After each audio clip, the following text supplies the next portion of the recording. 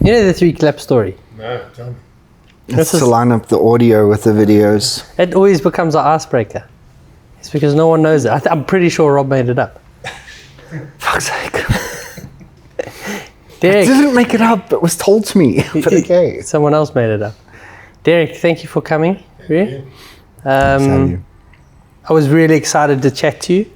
I think I'll give you a bit of a description. Well, I'll give Rob a bit of a description of who you are, and then you can mention the blanks. We met through a mutual friend, and Derek runs South Coast Rehabilitation Center. So you've got an extensive background working with addicts, working with kind of interventions, and that whole world. And I had this chat with you. It was 2 hours. I remember the place. I remember how life-changing that was, and I just thought you gave such a raw, trench perspective on addicts and what they're going through, and how people that aren't necessarily experienced or have met addicts can understand a little bit about that. So that was mind-blowing for me. Rob is obviously undiagnosed. Self-diagnosed. Self-diagnosed. But is that a fair description? Is that? Yeah, that's pretty fair. But and it's cool because you started off in the police force. I had a very narrow perspective of substances as a policeman. I thought cocaine was a drug, marijuana, crystal meth, and that's it.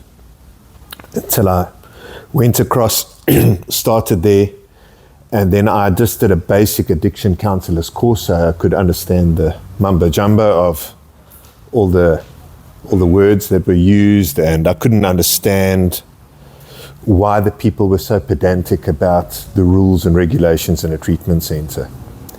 And then I realized that the chemicals of today, how they're destroying your brain. It's not like substances of the past where I imagined and had watched movies and thought heroin is injected, shot up, and you have physical cravings, etc. So I'll say this off the top of my head now, the most destructive and probably the strongest, most, I'd say destructive substance out there is marijuana. It's the highest cause of psychosis, leading cause of psychosis amongst all drugs. Yeah, and I remember chatting to you, and you said that marijuana is almost irreparable, right? You even went as far. You said that most opiates, most drugs, with the right chemical cocktail, you could probably get them back to baseline. Yes, yeah. But with marijuana, it's very limited. It depends on the damage done. Yeah. It depends on your genetics. So I mean, you get people. Just speaking in general, take the African people of today that smoked weed for the last 30 or 40 years. It's weed that's grown at home, natural, no pesticides, nothing hydroponic, and they're still smoking their weed, and they function. You take some of the new weed of today, and I've been with the psychiatrists and the doctors that have physically taken me to the wards, showed me the patients, one spliff, one bong, gone forever, brain dead, fried. So, and that's commercialized. And would you say that's worse since they're legalized? It's far worse. It's far worse since COVID, guys. It's already been legalized. It's still a very gray area from my understanding. It's legalized to smoke, and it's legalized to sell from certain guys that have got licenses, certain businesses. But the problem with the weed is, since COVID, when the lockdown came, they banned tobacco, but you could smoke weed. Yeah. So what happened is, if you speak to any psychiatrist that's studied it and has got a wealth of knowledge in it, the guys were smoking weed like cigarettes and never coming down from the high. Well, look, I was an avid smoker for 8 years. The 3rd of January this year, 2025, I had a moment of that psychosis where I went into a panic of suicidal, like demons chasing me, complete off the wall And on that day, I just looked at what my life was doing, and I just said, fuck it. I love it. To this day, I miss it. I do. I won't lie to you. Every fucking day I sit there and I'm having one of those, I could just escape right now, just sit on the balcony, have a spliff, everything will just disappear. And it does. It did. Like all your problems just go up in smoke. But I went and I had a moment, and it wasn't the first time it had happened to me. It happened to me prior, but I kind of just like brushed it off and, used the excuse of, it makes me more creative. It's not that bad. Everyone's doing it. It's legal. Every excuse under the book. And on the 3rd of January, I sat there and I was like, if you do not stop, you are going to kill yourself. So Rob, what you're saying there, in all my years up until going to the rehab center, that's how I'd pictured weed. Guys would smoke it, get the munchies, and be chilled. Yeah. Until I started at the center, and the most whacked out gentlemen and women were weed addicts. Makes me a better person. It makes me a better father. They were walking around like zombies, guys. Yeah. And aggressive zombies. I mean, and you're also comparing this to guys that are cocaine, heroin, All of them. Yeah. benzos, uppers, downers, and weed is... It is deadly. And it's not even just because it's this gateway drug, which is, I think, the stigma that it was sold for. Because it is. It means, if I can do weed. Well, even now it's marketed as medicinal. Yeah. All the medicinal purposes, pain relief, whatever it is, depression, etc. All those things. But if you go and take that weed you buy at the shop around the corner here and really test it, and let's see what the THC content is in it. So if you go back 20 years ago, 30 years ago, probably a THC content of about 3 to 6%. And if you take it now, probably about 30 to 60%, some of the heads. So that is potent stuff. And that's if the guys aren't mixing it with other stuff. So what I saw after COVID with most of the women now, we were generally the ladies moaning at the males, their partners, stop smoking weed, you high all the time. Then COVID came, lockdown on the tobacco, so they started smoking weed with the boyfriends. And I'm talking from the South Coast now, so generally people don't really have the money to go and spend the kind of money the guys are doing in the big cities. So they were buying the weed at the taxi rank in these places, and it's laced with heroin, 9 out of 10. So what happened there is the physical withdrawals. And they couldn't understand that they can't go without the weed then until they went to the doctors. And the doctor said, "Are you sure you're not doing heroin?" And then realized. It's been laced. So I'll tell you horror stories, but we can't mention names. Yeah. Very, very well-to-do people thinking they're just having a scaife, and it's laced with heroin. And that's, In the street named Wunga, amongst the black guys. Cheap heroin, cheap, dirty heroin. I know. Yeah. I've seen people do crazy stuff. So when we talk about addicts, I think one of the most frightening, and what I would like to do is also just unpack that definition of an addict, and then we'll talk about getting help and how can you help people around you. Yeah. But with addicts, and the relapse percentage was mind-blowing for me, is that if you go and you're an addict and you go to rehabilitation, that percentage of people that relapse? It's very high. You don't even put figures on it. So I'll say this to you guys. The rule of thumb with treatment centers, which a lot of people will view as a money-making scheme, but it is the truth. The longer the treatment, the better chance you have of recovery. So the rule of thumb is for every year that you're in active addiction, be it using a substance, you don't have to use it daily, it could be every weekend, whatever it is. For every year that you're doing it, you need 1 month of primary care treatment. So if you're 20 years old and you started using cocaine and you're using it sporadically throughout your life up until the age of 30, you've done it for 10 years, we would say to you, come in for 10 months. And addiction has changed. It's evolving all the time, like technology and everything. So the type of drug has evolved. The harmfulness is evolved tenfold. So I'd say this to you, if you really want your recovery, you need to want it. Nobody can force it upon you. So I did a lot of interventions. Interventions are where the families will go to a social worker or attorney, go through the family courts, because you can't make valid decisions for yourself and rational decisions. So they take those rights away from you legally and have you committed to a treatment center, which is licensed. And you can't resist it. It's like a jail sentence, yeah. It can't exceed 12 months, but they have the powers to do so. And that's what I saw more and more taking place. Just before I left the treatment center there, it was 2/3 of our patients are getting court ordered. Because the families are getting to that level where you're not coming voluntarily, you're not acknowledging your addiction or your problem, so they're taking. And the point you made about committing yourself or wanting to solve it yourself, is there a higher chance of... It's a better chance of recovery if you admit and you want the help. So court order is great, it gets the process. A lot of them use that as a form of accountability. So I had guys coming to me and saying, put me in contact with an attorney, I want to commit myself to the treatment center. But that's also a self-decision. Yeah. That's you deciding for yourself. And they do it also so that they are taking responsibility and not the wife or the father. There's a bit of a power struggle too. And do you delve just with the substances, or I know there's the sex addiction, the porn? Sex addiction, gaming addiction, screen addiction. There's so much stuff. Addiction is actually a behavioral thing. It's not the substance that you're using.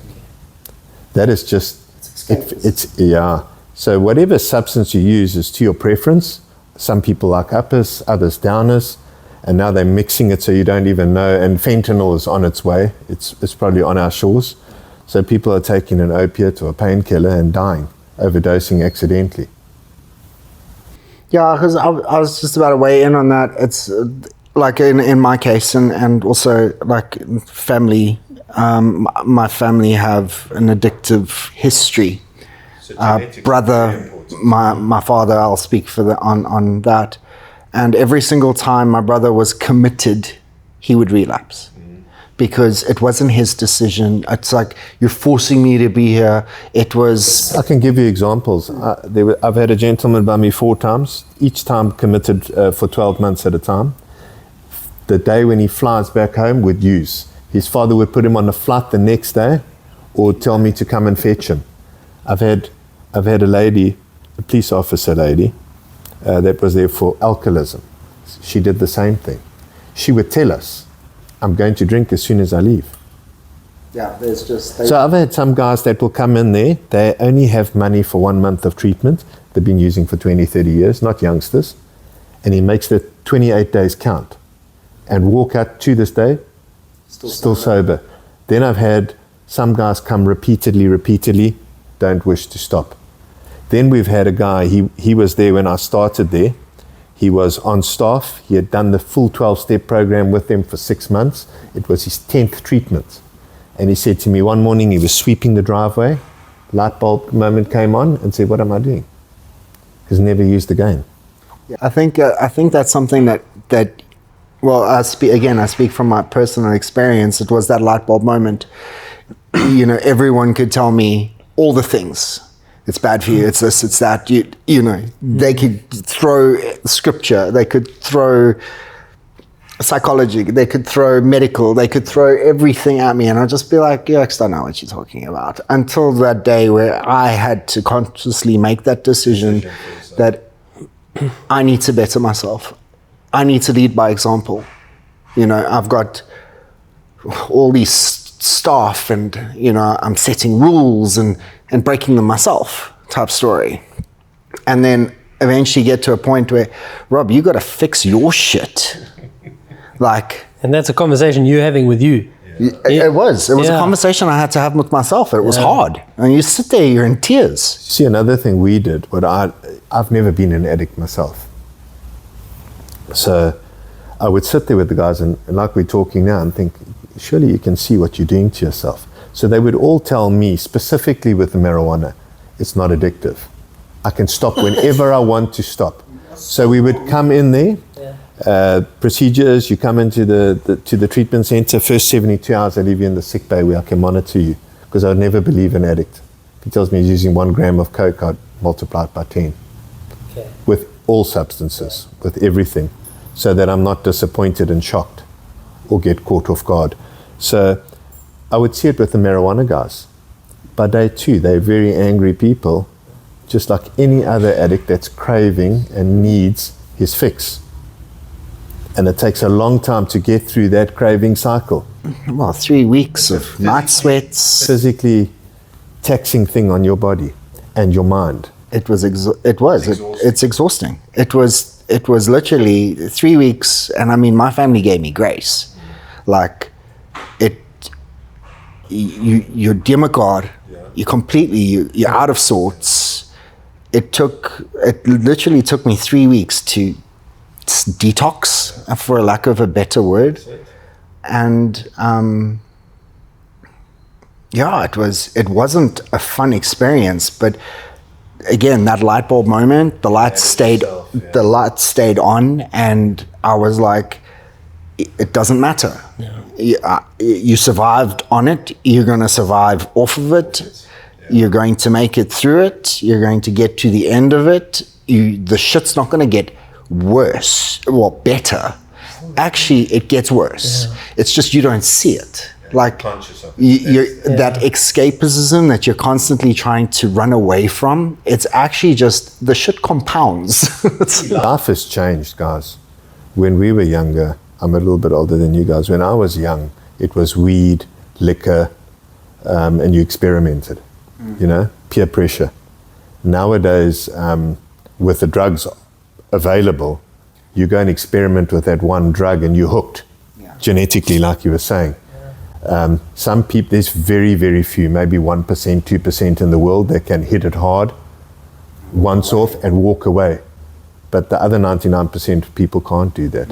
And the life we lead and the world we live in, you escape from reality because you need some form of reprieve. I had an experience with cocaine once as well, and it was a 2-day bender in Cape Town.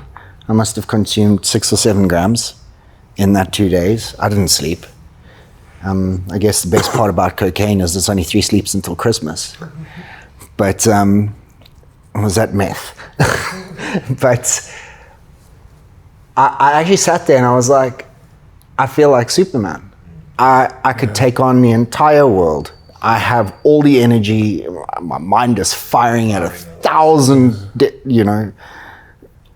over 1,000 times more than it should be. And I just knew that this, if you continue, it will destroy you. That's the truth. It will. Yeah. And a lot of the time, what I see with addicts is when they start using, it's like they put a pin in their development, and they do not move forward. So it's proven in studies that your emotional maturity ends when you begin. So when you start using, if you're 14 years old, your emotional maturity is stunted there. If you're 40 years old, it's stunted there because it harms you. If anything, regress. You regress. Also regress financially in relationships. I mean, you think about how many times, alcoholism, there's a joke that says, alcoholism is the only disease you can get shouted at for having. Nobody's going to shout at you and go, God damn it, you have lupus. It's like, God damn it, you're an alcoholic. One doesn't sound right. Yeah, that's it. So, I also, alcoholism for me is another thing. I said, that's it. I had a conversation with a lady. She was pissed out of her mind. And she's like, oh yeah, but you're drinking. And I was like, I have 2 drinks a week. My daughter looked at me and goes, Dad, that's 104 drinks a year. And I was like, fuck. When you do the maths. Damn it, child. Yeah, damn it. Why are you so smart? She was 8. And on that day, again, light bulb moment, I was like, I'm never going to have another drink again. And that was it. For me, it was... mental strength and willpower. Yeah. That's what it is. And purpose. And you know, It's more like a PK. but it is. And I remember when I first saw the 12-step program, and I looked at this and I said, this is the most aggressive self-growth adventure I've ever seen. This is a journey that executives should pay money to be on, because it breaks your core down. Now we talk about addiction, we talk about the path you're on and why it is such a regressive path. It is almost that acceptance that what you're doing is not a good thing. Okay, you go and you had that moment and you were just so equipped. I mean, you're a mentally very tough dude that you could in your own right pull on other resources or within yourself to go, I can stop this. And you didn't need outside assistance. That doesn't always happen, right? That's where you come in and you're pulling people out of houses and you're fetching people and throwing them and fighting people that are a third of your size but jacked. Yeah, jacked to the nines. You've got people pulling them out of houses, and especially when the adrenaline's running. Yeah. And I mean, there's certain drugs that can make you... Yeah, but remember this, gents. Your mind is the strongest muscle, your brain. So, I mean, if you're seeing funny things and hearing funny things, the adrenaline kicks in. And then it's a very dangerous process because you don't know what you're dealing with. Well, after this, what happens is we're going to post these and people are going to see your face and then they're going to realize that this guy's not the delivery man. Yeah. But that process, that 12-step process is so interesting. And when you look at rehabilitation, does every single, is that like the doctrine that's prescribed or recommended? So you know, that is a very good process. No matter what anybody says, I mean, it's tried and tested. But a lot of the guys, you said it earlier, Rob, the relapse rate is high, and they repeat. It's like 90. Repeat customers. Yeah. And they could tell you the 12-step process back to front and recite it to you. It means nothing if you don't use it. Like anything, you need to want to use it to make the difference. Otherwise, you're wasting good money. You've got to surrender to the process at your core. It's more about the money. I think it's also just wasting away. It's a lot of money. Okay, yeah, but I mean, money is something that you can make again. Yeah. The time that you waste, or throw away. The problem is with that, when you speak like that, when the guys come in, even though they choose to come in, a lot of them rush the process because they're thinking of the time lost at home with the families. But while you're using, you're not worried about your family. No. That's the last thing on your brain. So we were talking about religion there earlier. Some people do need that as a crux, a foundation to start from. But then a lot of the guys take it the complete opposite end and they cross-addict. Yeah. And then a lot of these guys that run a lot of the treatment centers are religious-based, and then they think they have these powers that be because they've saved people and they're higher than people. And that's how they treat the people. And there's a lot of negative press going around currently and it's not really fair. I mean, at the end of the day, it's you as a person. You choose. Nobody can force you to do anything. Yeah. I can force Rob to the treatment center for 12 months. It doesn't mean he's going to carry forward and come out a better person at the end. And it's a weird one. When do you stop letting adults be adults? Right? You're big enough, make your own decision, and then all of a sudden, whoa, you actually, we're going to revoke your decision-making rights because you are making too much decision for something. You see, and society of today, with all these new laws and protecting the adolescents, and you can't discipline your child. So what do people do? They end up enabling the addiction to keep the peace in the house, give them the money. I've been to homes where the people have built chalets in the back of the garden and keep the patient in there, the person, their loved one. Yeah. Give them the drugs to keep them quiet at home. Literally buy the drugs. And with technology of today, guys, I've been to a home, a beautiful place in Johannesburg. It's a fortress. So we got there, also court order. And I asked the guy in the morning, how do you get the drugs in? Because you're in a prison. And he said, the drone delivers. My dealer delivers with a drone to my bedroom window. Oh, wow. Talk about classy. Yeah. Classy deliveries. Mom and dad don't realize that they're paying for those drugs. How much money? You will never out-hustle an addict. Never, ever. When there's a will, there's a way. And trust me, if there's a will, But now, if parents are giving their kids these drugs, right, knowingly, are they Some on some occasions I've been where they've done that, yeah. what is that? How do they is that the rationale? Is that at least we know they're getting quality substance? At least we're keeping him quiet at home. And they're okay. They're at peace keeping with him that. off the street. You rather keep Okay. him at home than in the street. Most parents are waiting for that phone call, especially if you know your child is not in a good way when they go out. You're waiting for that phone call, policeman or whomever, something has gone wrong. Mortuary. Yeah, wild. So one of the things that really changed my mind and understanding about addiction was Gabor Mate. He's that, I think he's Hungarian. And he speaks a lot about addiction. He's one of the foremost experts in the world. And he always says, don't ever look at the addiction, look at the void it's trying to fill, right? And for me, I've actually steered away from substances, and that's my upbringing, because my father was a violent alcoholic. So I thought, I'll never get involved in that. But my addiction manifested in a way of overworking, right? And I often burnt out. The problem with that is that when you overwork, you usually get a good result. So it was straight A students, bursaries, all these cool things. And then you're in fact rewarded for your addiction, right? You're rewarded for your coping mechanisms. So that void I was trying to fill, that imposter syndrome, that never being, that I was abandoned, I used to fill that with working too much. And some might look at me and go, you're the lucky one. Successful. Right, yeah, by society's metrics. I go see my psychologist now and I have very skewed perceptions of relationships, and expectations of what people should deliver, because these mechanisms that I've used to cope, people have said, hey, well done, you're doing so well, right? Whereas some people found addiction, and you could argue that thank goodness they did. Thank goodness they found that outcry for help sooner than someone else that went 50 years and said, I'm just miserable. I've got this empire around me, or I've done things to fill this void, but it hasn't really filled your happiness. Yeah, I don't really know why I'm in pain. So you'll have those people that, I imagine you get to the crux of, people are just in pain. They're trying to avoid something, they're trying to fill something.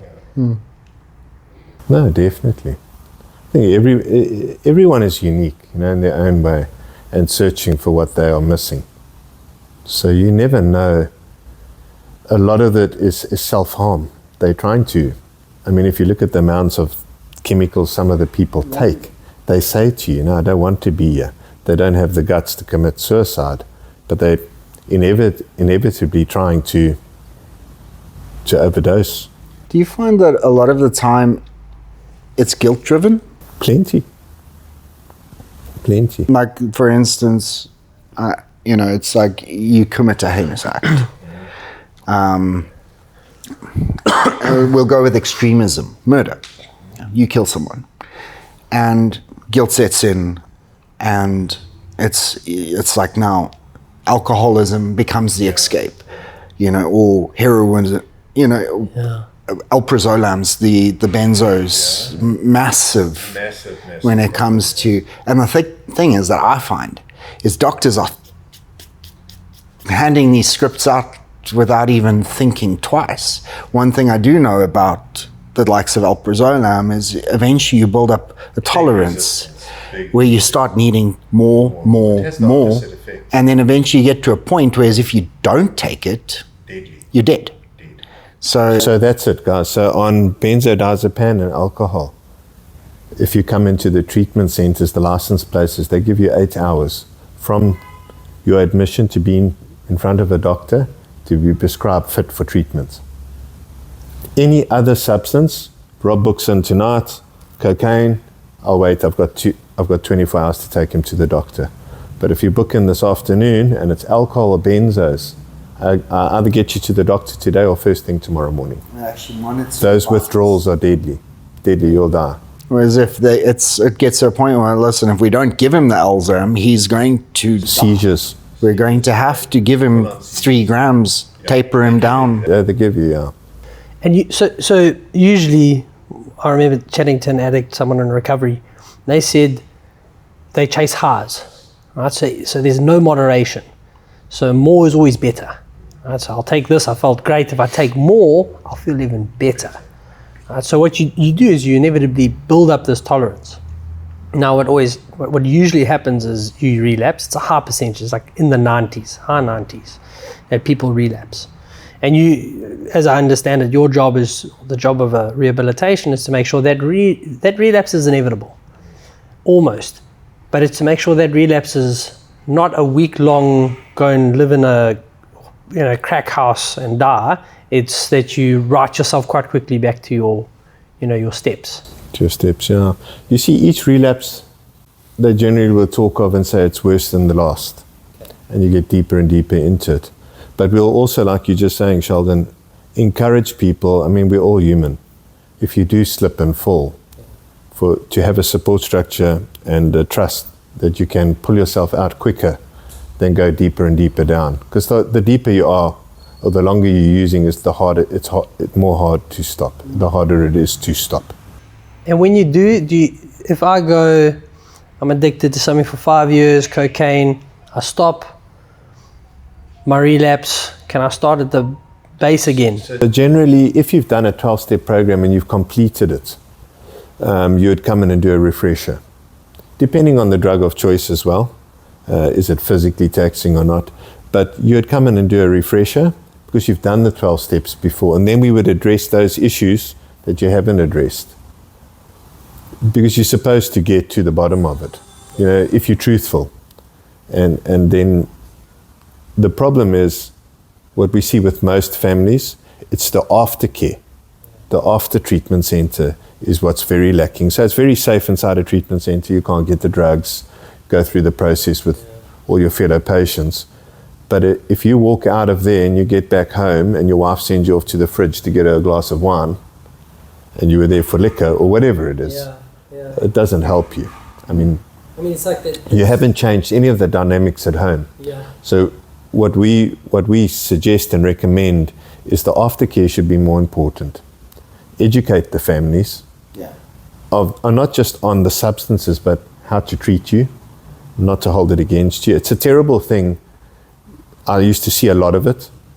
Dad sends son to treatment and then throws it in his face all the time. I spent X amount of money on your treatment and you've disappointed me again. Yeah. If you're gonna loan a person money, don't complain if it doesn't come back. Yeah.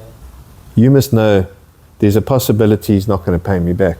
And it's the same as doing that. You do that out of generosity. If you have the means to do so, then do it. But don't throw it in their face afterwards. Yeah. Yeah, no, I also found that, again, in my family structure, it was a point where it's like with my brother, we had to eventually get to a point where we ridded of everything that, us not having the alcohol addiction, for instance. I mean, my addiction developed much later. So they have those terminologies, let the addict hit rock bottom. But I kind of agree with that because, again, with the whole forceful, admission, with the relapse rate that we're discussing, you don't want to be there. Yeah, no, fair enough. You don't. It's like, I think it's easy for a third person to speak. Yeah. When it's your direct family member, there's that thought in the back of your mind. You draw the hard line in the sand, and they die, or something goes wrong. Then it's your fault because you could have and you had the means to help them. So it's not your fault because it's very much their fault. I mean, it's not like you, unless you were the one who was delivering the cocaine to his window, you're not the one who, or whichever drug of choice it is, you weren't the one giving it to him. Yes, you might have been hard, but it wasn't you who forced it or caused it. A lot of people over the years that I've been involved in it and seen what has transpired and how destructive it is on families. Because it's not the addict that really suffers, it's the family. A lot of people, most of us have tried something. We're talking substances now. It depends who you're with and what substance you try. Generally, it's that one wrong decision, let me try it, and then you sit several years later and you look at the chaos, the loss of everything, families, homes, businesses, and then you get those random few that can do it and function, we'll call it a functioning addict, and do it their whole lives, and they never have those big hits and losses. And it doesn't affect them in that negative way. Luck. That's just luck of the draw. Luck of the draw, the roll of the dice. With, for instance, heroin addicts, I mean, what's their life expectancy? 2 years? So heroin is a terrible thing. So what they've seen through studies, and this is just your human brain, because I mean we're all programmed like that, is like anything that you do, you store it. So for example, if you were doing 10 grams of cocaine in a month and then you came into treatment, you generally find when the guys do relapse, you can be clean for 20 or 30 years. Yeah. When he starts again, he will go for the 10 grams of cocaine. And you see it, that's where the death, that's where the death comes with the heroin, because they overdose. Your body's not used to it. It's got to build up to that again. But also I found it's like, you know, you could hit it 100 times and 101. Yeah, that batch killed you. Yeah. Now, for if you look in America and North America, I've been watching a lot of the clips on YouTube. For the real hardcore addicts, they're listening to everybody, and if they bought from Sheldon and his stuff killed somebody, that's the stuff to buy. Especially with fentanyl and those things. It's hectic there now at the moment. And that's just the mindset of the addict. So if it's killing people, it's good. It's good stuff. But that's a how messed up. not to be the commercial guy, yeah, but that's a drug dealer's worst nightmare, is that you're killing your patrons. So like, how do you think of it like this? If you're selling and you've got 10 clients, and one of them dies and the word spreads that he's got the real stuff, The other 99 how many other follow to you? Jeez. So they do that. It's the same at the airport. I mean, for the drug syndicates, they pimp on Rob going through the airport. We bust him with the 10 kilos and Sheldon walks through next with 100. That's what happens. because he's got bigger arms. Yeah. There's it. They didn't think I was storing. Yeah. And that's what they do. Yeah, there's always I know there's a diversion. Yeah. It's like you'll hit the 1 ton, but the 100 tons is the one that gets through the port. That's the little sacrifice. It's the cost of smuggling. Yeah. I guess I could say his name because he's dead, but I know someone up in Cape Town who used to do it that way. Don't say his name. No, I'm not going to say his name, but he's dead anyway. Yeah. But so that point of they start off where they left off, that's super dangerous, and that's probably what results in these guys. Like your body adapts. Yeah, and your body is still broken. It takes years to recover, years and years. Yeah. I've seen a tragic one, or I heard of a tragic one. I never knew the guy. He drank for 20 plus years, 30 plus years. And then his wife threatened him with divorce, so he quit and lived a nice, ripe life with her till later years. And she died tragically with aggressive cancer. And after the memorial service, went off to the pub, had a whiskey or two, and died later that evening. System organ failure. And when they did the post-mortem, was up in Joburg, they said his body was just in a state of complete and utter shock when he had that liquor and shut it down. And did he have excessive amounts, or? He had 2 or 3 whiskeys, they say, that evening. So again, medically they're saying that caused him to die, but it could be anything. There's a weird concept. Broken heart. Yeah, it probably stacks. There's a weird concept I heard that the idea that you need to limit, it's a psychological concept, that you need to limit entirely the use of any substance that gives you joy is not a good thing, because you almost view yourself as someone that doesn't have willpower.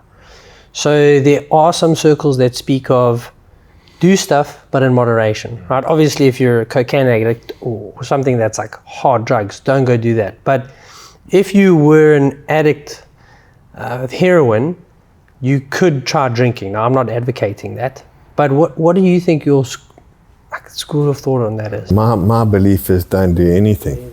I wouldn't try anything after what I've seen. I've never done those hardcore drugs, but the terrible things I've seen, I would never experiment. I wouldn't try. I really wouldn't. It's interesting because it is more psychology, and I think that's the perspective, such an interesting perspective you give, is that you've had to go and pull people out of their houses. You've seen people relapse over and over again. Mother, like wife, kids at home. Like how do these guys rationalize it? They don't. I think another thing too, I'm talking South Africa, that's where we are. You go off here, go to Mshlanga, and they'll sell you pink cocaine, and you think it's the cocaine, and they charge these guys these lavish amounts of money, and you go and analyze it, and it's probably crystal meth, 70 Rand a bag, as opposed to spending 1,700 Rand on your 1 gram of pink cocaine. The guy where I told you guys where it was with a drone was paying. They're very wealthy people. He was spending on average 5,000 to 10,000 Rand a day on his cocaine. And I remember seizing it next to his bedside, and I thought, this doesn't look like cocaine, this looks like crystal meth. So I came back into KZN, gave it to a friend of mine at the police, analysed it, and it was crystal meth. And he was paying 800 Rand a bag, and it was 70 Rand's worth of crystal meth. But when you're high, you're taking whatever you're taking. You see, and that gentleman is physically ill, other medical issues. So the copious amounts of drugs he was taking, it's almost like, to me, my personal opinion was he was trying to let his body do the rest of it himself and end. Other ways to do it. Yeah. You just need a tie. But will that come out in the process? Like the core reason for... Yeah, well, I think you need, people like that, you need to see a psychiatrist, see a psychologist, and understand what's going on. I mean, I've seen some guys which really fathoms me. Late 40s, early 50s. Your whole young adulthood, never did drugs, never did alcohol, and start experimenting at that age. Kind of like a midlife crisis in a way. I mean, like I haven't lived. Yeah. I think... So it depends on your upbringing as well, I suppose, and your family values. But I mean, for me, that doesn't make any sense. No, to get to 45 plus and then go to a pub and buy random drugs with a stranger. And the reason I'm mentioning this one, his was crystal meth. He thought he was buying cocaine, and he woke up 3 weeks later in a clinic in Pretoria, completely psychotic. 3 weeks later. When he realized where he was, 3 weeks had passed and he was in a clinic. So he had a psychotic episode in that pub on business. He was on business up there. But again, you probably dig into that moment, and there was a lot of peer pressure, somebody telling him, oh, you're being a pussy, da-da-da. My reply is, you are what you eat. It's just... But it's bizarre, to think that you wait until that time of your life. And he's a very successful businessman, I mean. I think that the psychology there is you often see that, and how it manifests in a healthy way is that someone... they lose their identity as a parent.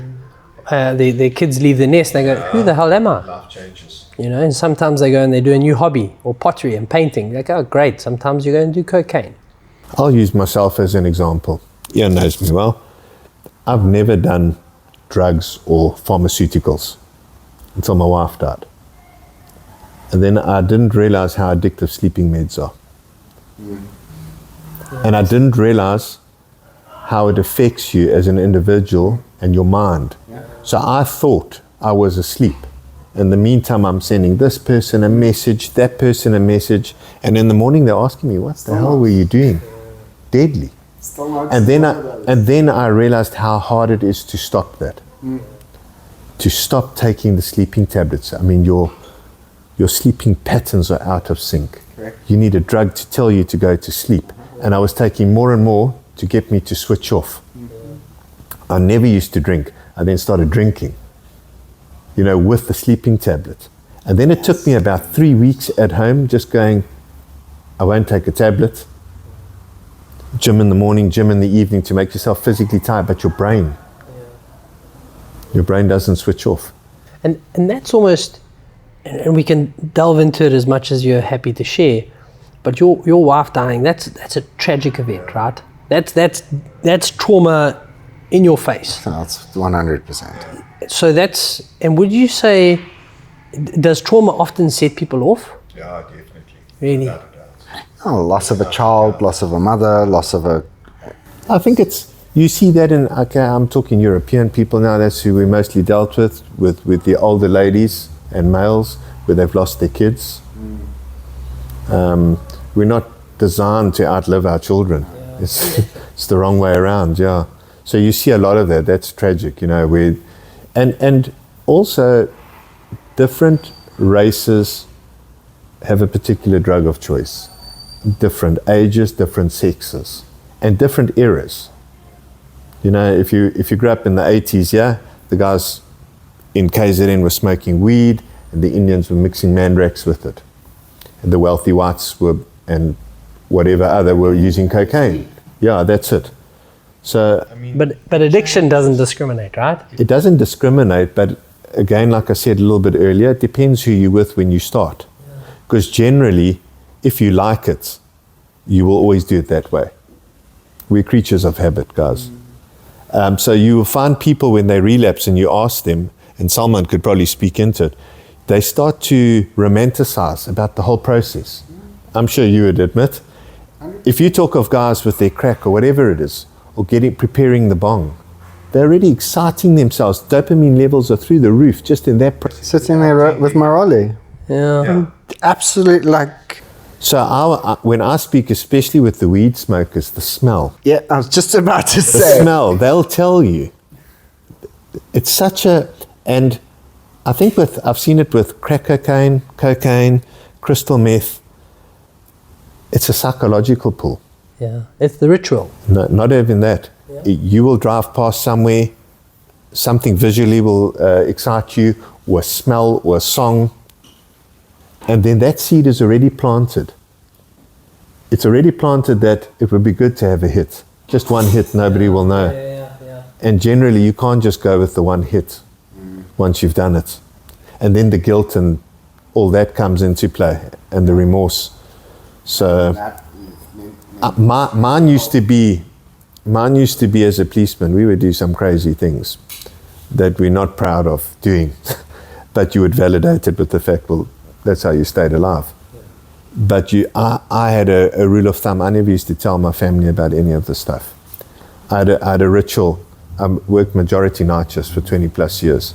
I would put my bulletproof on, all my gear before I go out, to fool them all that you're safe and protected. Get on top of the driveway, take the bulletproof out, the plates out the front, because you don't run from a fight. Which is, you're lying to yourself as well. You're being foolish. So for me, that was my ha. It's like playing Russian roulette. It's the same as doing the drugs. And so I've seen the guys come in substance abuse, especially the ones where they're forced and the families have grabbed them out of the shelter or off the street. And 3 weeks later, once they're feeling better and detoxed, is a health fanatic, sports fanatic, Jesus fanatic. Or skydiving. And then they're telling you, the center's not up to scratch, the toilet is dirty, the food is unacceptable. So it's different things, different strokes for different folks. But I think with the eating, a lot is to do with society and what we perceive as acceptable and a particular look.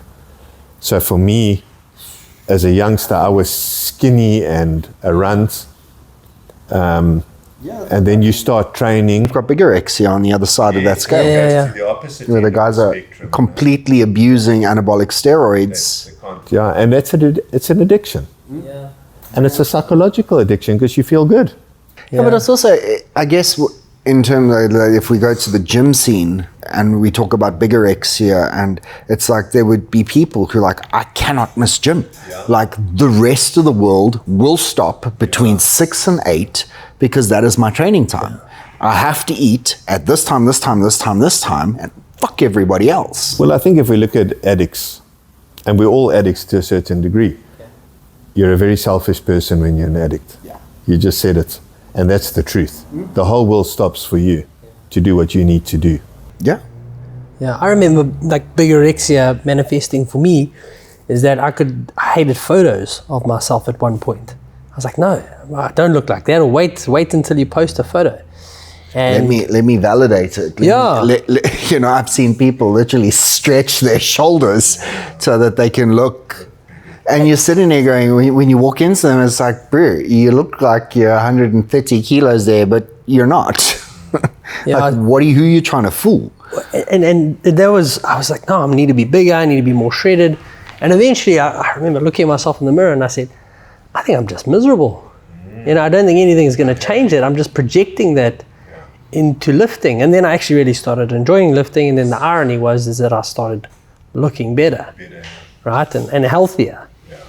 But that's how I had to grapple with the idea that there is no remedy for this unhappiness I carry in myself, right? This imposter syndrome that I'm never good enough. That's childhood trauma that I just keep carrying around, and then I'll project it onto whatever. Yeah. I think we all do that, all of us. Yeah, I think that whole inner child is usually.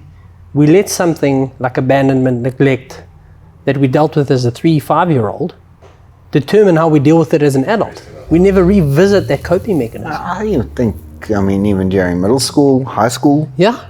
There's a lot that happens in that time frame. Lots of traumas. I was a weird fucking child. It's translated into you being a weird adult. Yeah, but the thing is I accept it now. Yeah. No, I embrace it. I think it's wonderful. It's like I sit there and I'm like, if somebody says you're weird, I say thank you. Like it is. It's beautiful. I'm like, yes, I played chess. Yes, I played first team rugby. Yes, I did it while I had black nails. But now you are comfortable with yourself. I'm happy. Yeah. I used to say to most of the guys, they need to learn to love themselves and forgive themselves. Yeah. We've all done foolish, stupid things. Yeah. And once you can do that, then it's the same as a doctor. You can't treat your patients if you're not well. A mechanic can't fix another man's car if his is in a bad state and he can't get to the work. Hey, listen, my dad was a Sparky. None of our lights were. That's the truth. But that is generally the truth. Yeah. Going to an electrician's home, like you're saying, and nothing works. But that is such a meaningful. House never fucking flushes. Yeah. But that's such a meaningful thing to say, Derek. That a man needs to learn to love himself. Yeah, that's. But what does that look like? So let's go back. Like I said, I was a policeman. I joined the police before apartheid. In apartheid, before the new changeover. We were taught. A man doesn't apologize, you don't cry. So our debriefing those years, there was no such thing as psychologists at the police or social workers. It's in the canteen and get drunk and you get good work recommendation letters after you've done whatever you've done. It was to, I think, desensitize us. Yeah. So you do things that you think are good for you, but you've been, I would say, brainwashed to a degree. To a degree, you're brainwashed so that you will do what they want you to do as people. And we do that as children. You know what your parents want you to do and what they don't want you to do, and it's up to you then what decision you make. So I would always say to the families now when the guys come in, or the ladies, we had a thing at South Coast Recovery Center, we would say the first 4 to 6 weeks, no contact with the family. Let the counselor, let the social worker, let the psychiatrist work with them. Let them deal with everything that they need to deal with. Then you can send your collateral letters. Let them read the collateral letter there with the social worker and the counselor. Let them process it. That must be a very hard read for a lot of people. Very difficult. What's a collateral letter? That's the letter of truth, where you say everything what you've done to me, put me through, etc., etc. So the family writes that. They write that, so your loved one, whomever. Yeah. Because you need to know what you're doing to the people. Yeah.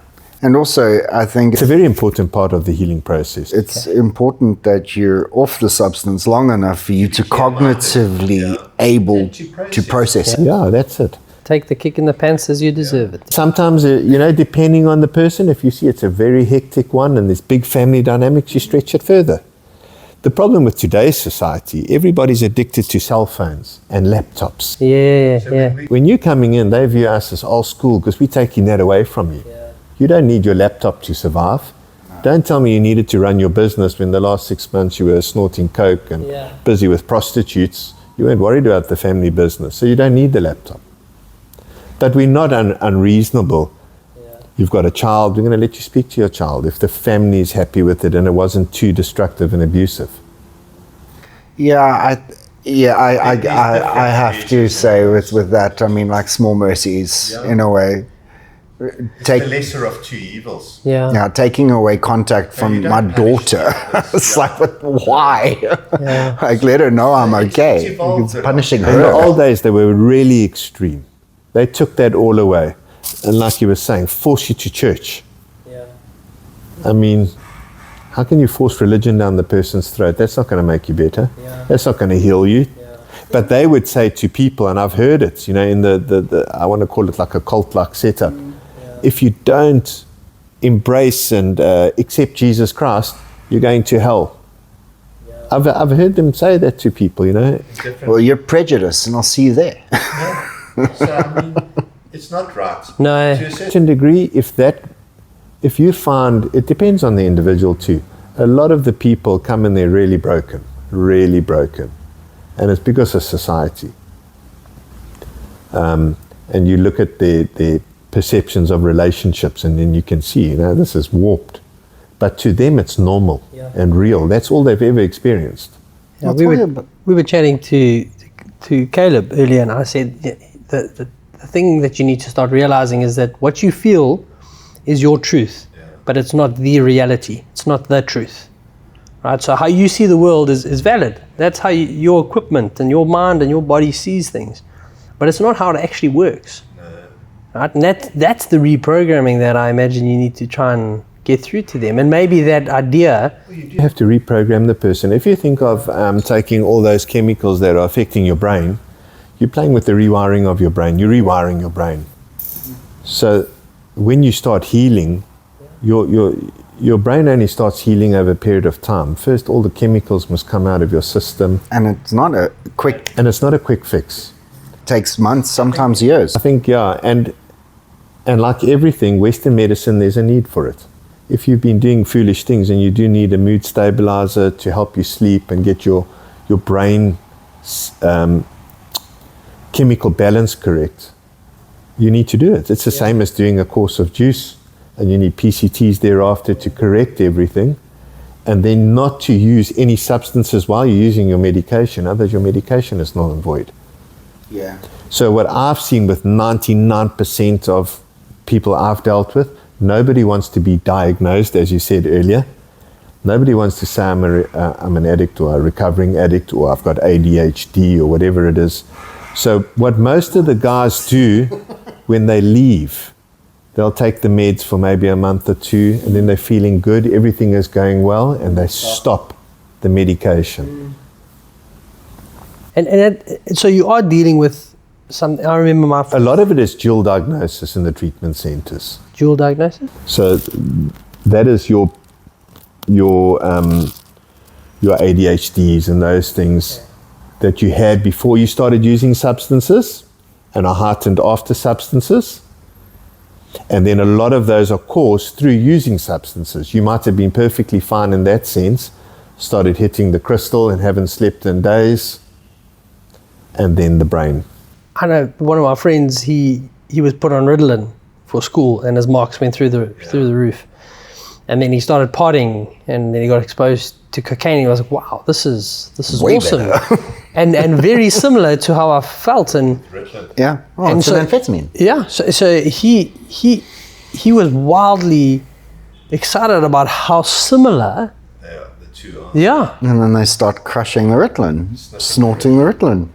So I've seen, like we were talking there about different races and stuff, so I've seen with the women, particularly ladies, will use cocaine and Ritalin for weight loss, weight control. Yes.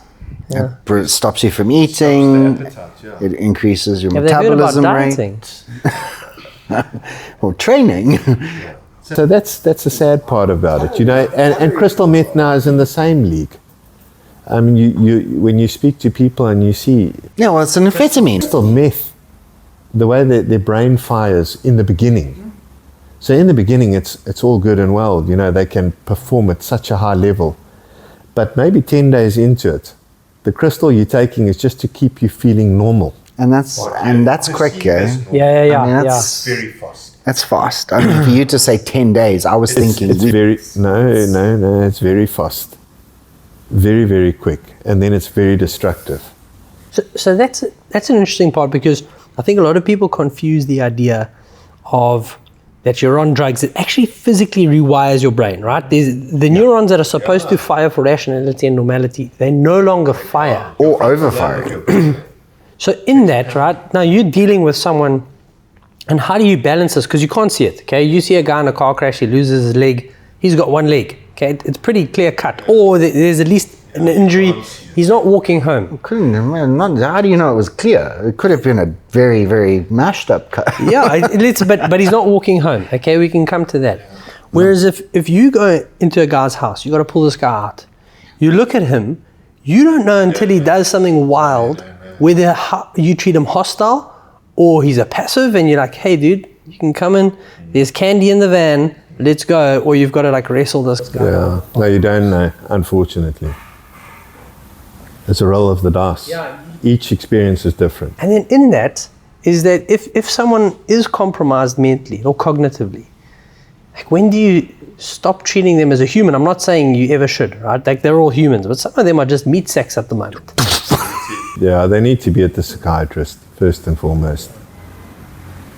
And it's not something you can just assess there and then, especially while you're high on chemicals. You need to be off the drugs.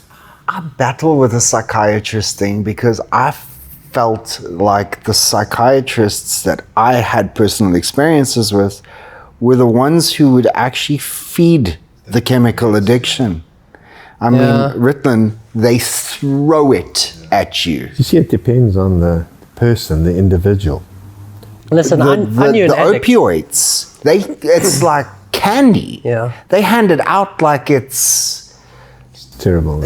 I knew an addict, okay, that kept a spreadsheet of all the doctors and pharmacies she went to. Yeah, where she went to, so that she knew she could go every so many days. Otherwise, they would say, "Hey, you came." Yeah, you've already filled your prescription. You've already filled your prescription. 20 deep. 20 deep. All addicts. Yeah, Really? and they literally. So the one thing I learned in this process up to now, which I couldn't understand. I mean, I pick somebody up and they're tripping and doing whatever.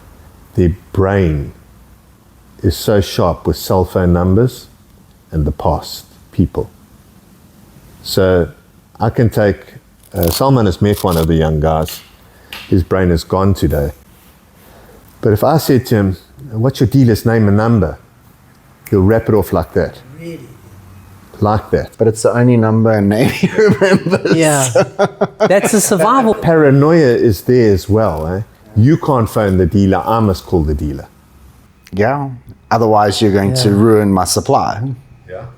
So the other thing that we touched on earlier was the idea the environment needs to change. And it always reminds me of that those soldiers that were deployed to the Middle East, and they were using heroin as a coping mechanism, and it was kind of accepted, right? They were going through gunfire, they were seeing their peers die, they were being ambushed. So heroin it wasn't like, okay, you're allowed to do it, but it wasn't necessarily like, okay, don't show us that you're doing it. And what was happening is these officers were worried that when they got back to society, that they were going to have the same addiction problems. So they took them out of the war zone, they put them on the planes home, and these guys were worried. They got back, they were fine, right? They had no real indication that they were going to go and relapse. All of them. Yeah, and it was like the most cleanest break in addiction that they'd seen, and it had everything to do with their removed. This environment is very important. Like I said earlier, the aftercare is a very important part.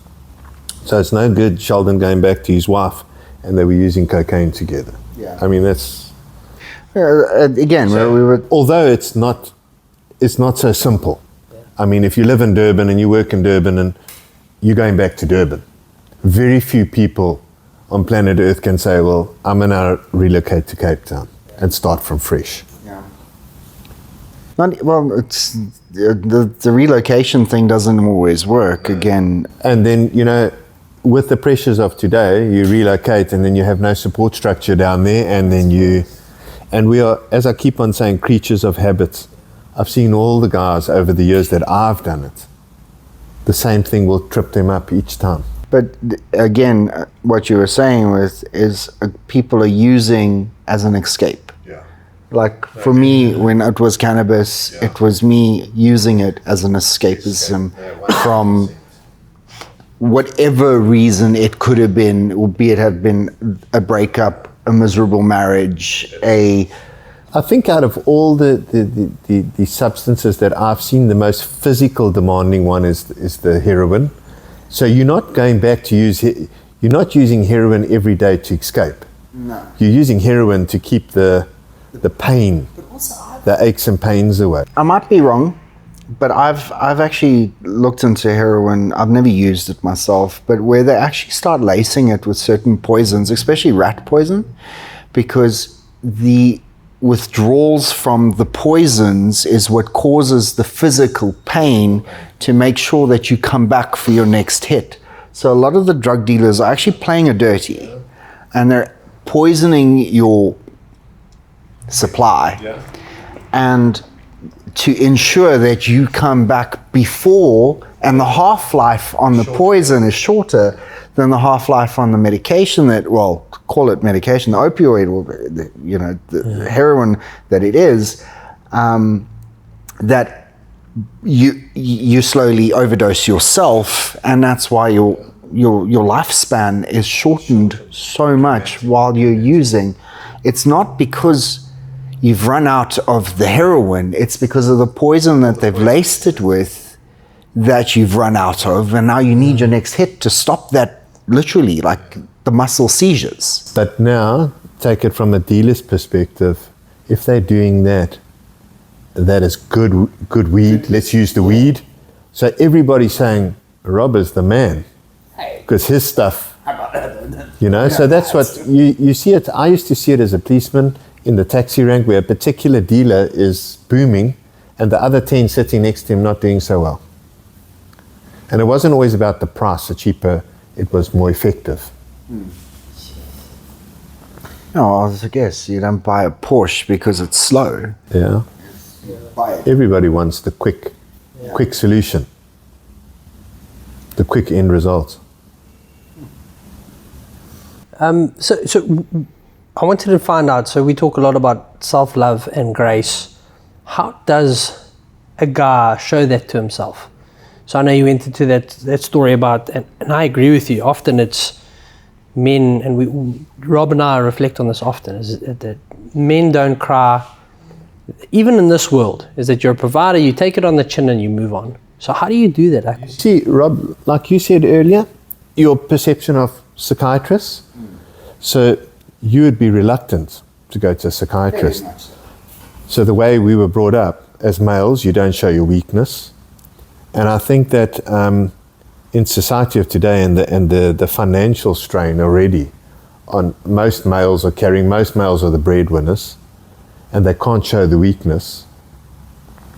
So we actually do need to encourage people to seek the assistance and help, the guidance of a good psychologist or a good counselor that can just come from a third person to you to say, do you not maybe think you're clinically depressed? Because I think depression is a massive, massive killer, and a lot of people are taking the drugs, the narcotics, to escape the depression Very much. and to deal with it, and are opposed to going for the Western medicine because of all the big pharma and all those things. But I still believe, and I've seen it, you know, like I said to you guys, I didn't believe in medication and stuff. I didn't believe, I was taught that a male doesn't cry. And that you just don't show your weaknesses. That makes you a very ugly person. A very desensitized person. I think, again, it's going to the environment, like removing yourself from the environment. And even if it's, because I mean, let's face it, not everybody can afford a psychologist or a psychiatrist. They're expensive. Yeah. I mean, 45 minutes to a psychologist or psychiatrist is over 1,500 rand. That's just, 15, 20 Yeah. minutes. 50, literally. You can't diagnose a person like that, guys. No, they, They need several sessions with you I've been to to, get to know you. Yeah. I must have You been be to about, trusting in them. I kid you not, maybe a dozen different psychiatrists in my life. From St. Augustine's Hospital, from my first mental breakdown, I went to one. He put me on a plethora of medication. And I Concerta, Ritalin, I was on both at the same time, long acting, short acting. Then they had me on Zoloft. Then they tried to put me on Rivotril. Then it was, what's that other one that makes you really fat really quickly? Epilim. It was Eglin. No, Eglinol's the one for women. It makes you produce milk. They give it to you postpartum, post-pregnancy. Okay, yeah. Anyway, and eventually I went to him and I said to the psychiatrist, why am I on this? He's like, oh, it's to help you sleep. And I'm like, but dude, I'm not battling to sleep. Like, I don't need the sleep aid. I need, actually, what I actually needed was for me to get out of the environment, for me to embrace my gifts. I'm a scatterbrain. I have 8 different companies in 8 different fields. Why? Because my brain works that way. Yeah. And I do not need any amphetamines in order for me to run them successfully. What I've learned. Yeah. Minus the treatment centers, minus all those things. What we need is true good friends. I was getting to this point. When we were driving, a guy phoned me in a bad way, and I said to him, speak to so-and-so, not for treatment, not for a diagnosis, just as a friend, a support structure. Yeah. And also, And that's a very important thing. and be that good friend. Be that good friend, yeah. Like, I agree with open yourself up to allowing somebody to burden themselves on you. Because and not solution. I think a lot of us try and solution. You got to sit in the mud. Just listen. Dude, yeah, I hear you. sometimes, and we do this, and it's almost organic at the moment, is that Rob will be going through something and I'll just sit there and go, That's really shit. you're actually in a pretty shitty place. But it's fine. You know, there's no harm in saying to a person, it's okay to feel not okay. Yes. Yeah. It's human. Yeah. You're not perfect. None of us are perfect. Be okay with being. And it's also nice when you do pick that phone up, phone the person, unburden yourself to have been there for the person. Yeah. You know, that is a good thing too. You know, just to let them let it out. Yeah, I think it's very important, and I would stress this to any man or woman who finds someone in the same sex. I think this is also very important. Find someone in the same sex or if you're gay, opposite sex, that you can have a constructive conversation with, who he can sit there and just be like, dude, or also the thing is talking it out. A lot of the time it's like writing it down. It actually puts the puzzle pieces together, and you, like a psychologist, would, how does that make you feel? You know the drill. Yeah. And you sit there going, well, the thing is we are trying to help you self-realize. And by speaking to your friend, or if you don't have a friend, a psychologist, but also then if you don't have a friend, then you become a better person. Well, this is the thing, is sometimes you ask this question is how do you go and seek help? How do you do self-love? And the first thing, and this is just how we're programmed, we're very selfish. We're going to look at this and go, okay, how do I benefit from this? The challenging thing to do in this situation is be the person that when someone phones you and has a problem, that you don't go into what you would want, right? And that often involves a lot of listening. So one of the first things I do, is my default with my close friends, or with anyone really in my life, is I just hear them. I just validate. And that's tough, because one, I've been very fortunate that the people that I associate with are usually pretty alpha dudes, right? They're fixers, they're movers, they're makers. So when they're phoning me with a problem, I'm like, I know you could fix this. I know you can solution, right? Now we're talking probably at a spectrum that I'm quite blessed to have. But I often want to go, okay, cool, I can solution. Then I have people that phone me and they're in a tough spot. And I often just want to tell them, my default is with younger guys, don't worry, this is not a problem in 2 years' time. They'll pass. But that's also not fair, because they've earned, this is the biggest. In that moment, they need you. Yeah. I will say this to you guys. For me in life, and being in that environment now, the best antidepressant in the world is exercise. Busy. That's good. Getting your blood pumping, fresh air, sunshine, the sand under your feet. For me, it's getting on a motorbike. There we are. You cannot be depressed and in a corner at the same time. It's just, you can't do it. Depends how far. If you're stuck in the corner, you get pretty depressed about it. Yeah, well, if you go farming into the corner, then... But I agree. I think being busy. Okay, I'm talking there in a controlled environment where the patients are coming in, they can't go and jump on the bike. The exercise, you watch those ones that partake in it and buy into it and start feeling the benefits. Probably 8 out of 10 of those will walk out and keep recovery for a pretty long time.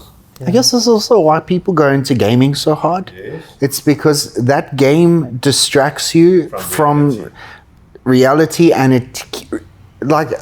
I've always had this where you cannot be busy and depressed at the same time. Yeah. As a gamer, you're busy, so you can't be depressed. So, like you're saying, exercise, awesome, healthy mechanism to a point. I mean, anything can be gluttonous. Anything in moderation. It's not just food. But keep busy, find healthy coping mechanisms. Like a lot of guys who come off cocaine, go skydiving. Yeah. For them, it's the same adrenaline rush. It's insane. They want to jump out the plane 6 times that day. And I get it. Actually, I think skydiving would be cheaper than the cocaine addiction. I think for me, if I've watched the guys that have come through there, and then myself as a person, like I said to Sheldon just before we began, when you start manifesting things, and those 2 gentlemen over there have taught me a lot about this. Once you start to really manifest where you want to end up, you generally will end up there with the right people around you. Yeah, if you like-minded people, Sheldon, like you said, we are selfish people, so generally it takes you out of your comfort zone to grow. Yeah. If you really want to grow. And when you start putting yourself and making yourself vulnerable, that's the word I wanted, as a male, and you share your weaknesses and your strengths and your faults, you generally, the people I've seen where they've come out of it on the other side successfully, are the ones that are prepared. I mean, the hardest step is the first step. Yeah, Because that requires acceptance. Yeah. It's like trying to get the cogs going. It's like to try and get the rust off and all that. And another thing I've learned as a grown man now, you're never too old to learn. Powerful. The old dog tricks. Yeah, you can't teach an old dog new tricks, but you'll be surprised when you sit with somebody 10 or 20 years your junior and they say something to you, you think, yeah, and 10 hours later you're thinking, young man had a very good point, yeah. The student mindset is you have to say it. Another thing I want to touch on, and I think we're all guilty of this, is sometimes we shit on things and where we should actually just, any which way someone finds recovery is healthy, right? And I think, Tony was making such a good, he was talking about religion and how sometimes people become fanatical. And I remember I had a powerful discussion about fad diets with my psychologist, and she said, no, they're terrible. And I said, they're actually not.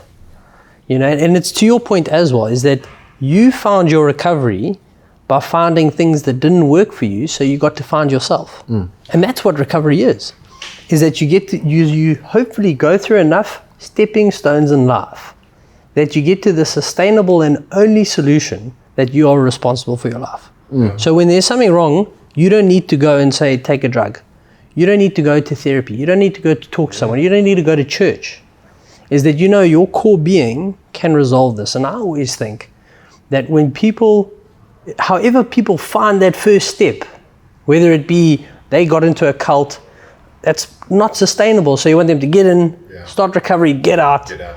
Right. But it's the same with you, is that I say go to a counselor, go to a psychologist, go to get a form of help. Mine was very similar. As I went to psychiatrist after suicide attempt, and psychologist, I completely surrendered to recovery. I was like, what do I know about life if I try to take my own? So I had to surrender. And in doing so, these people didn't know me. And I got so frustrated. But in that process, I got to find out, cool, these people are not going to fix me. It's actually my fault. You've got to fix yourself. So and I think we're guilty of that because we know what the end answer is, right? We know it's find yourself. We know it's not going to be, it might not be church. Do you see why I always say, and I use psychiatrists as an example, I always go back to childhood and think to myself, when you're given something, you don't really generally appreciate it and look after it. Yeah. As opposed to working and paying for it and buying it, you generally look after it more. So There's a sacrifice to there's a sacrifice to it. So I would always suggest to people, because anybody in this day and age with technology we have, everybody's a specialist in everything. So I would always say to people, it's very easy on social media to see this person's blog, that person's blogs, and get the advice. I say to people starting off in any field, I mean, you need to generate money. And when you start a business, you do give a little bit free to get the clientele in. But in all the guys I've seen that have wanted to, firstly, you need to want it. If you want it, you will go to that person and pay them their 500 Rand or 1,000 Rand for the consult. And you'll more than likely take it with essence and with good value. Whereas opposed to just going to somebody who claims to be that and listening and talking, and you walk out of there and just, it's water off a duck's back. Freaking medical aids paying for things. So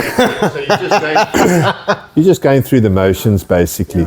I mean, Rob says this really cool thing, and I know you're quoting, I don't know who you quote, but if you don't have a true God or a true purpose, you will often find idols, right? And one of them is money. We're designed to, look, if we take religion as and it was Russell Brand, I know he's not the most popular human being in the world, but if you do not serve a deity, you will find something else to serve, because we are creatures that are designed to serve. If you look at it from if God made you, God made you to serve God. Yeah. And if you do not serve God, you will become miserable until you find something else to serve. And you've almost, and don't want to speak for recovery, but you've almost got to find something that is someone's purpose. Yeah. And sometimes that is money. It's very important to find what makes you happy, truly happy. Money can't buy you happiness. It can make life more comfortable. Anyone who says that never bought a motorbike. So I don't know, for me, I've seen that I had to say to myself in that environment as a policeman, it's okay to not be okay and to ask somebody for a sip. Yeah. We've got 2 minutes left on the recording, so before we kill it, what do you say to anybody who's suffering from addiction right now? Well, how do you know you're suffering from addiction? I think No, I think that's clear cut. You know within yourself if you're addicted to something. I think you ask for help and realize that if you're asking for help now, it's going to take a while to get it. The help you need is not always easily accessible, but don't give up and just book that date with a psychologist, counselor, and stick to it. And do whatever you have to make it to that point. I agree with that. There's no quick fix. First point is acknowledging you have a problem, owning it, and seeking help. And that's what I was going to say. Own it. Make a cognitive decision that you want to fix it. And then do the hard. Because it's not easy. Yeah. Let's face it. It's a journey, guys. It's a journey. A long, long journey. And for everyone else, be a good friend. Be the kind of guy that an addict could come to. Yes. And you could help them. Don't buy his drugs. And don't judge. Don't judge anybody until you've walked a day in their shoes.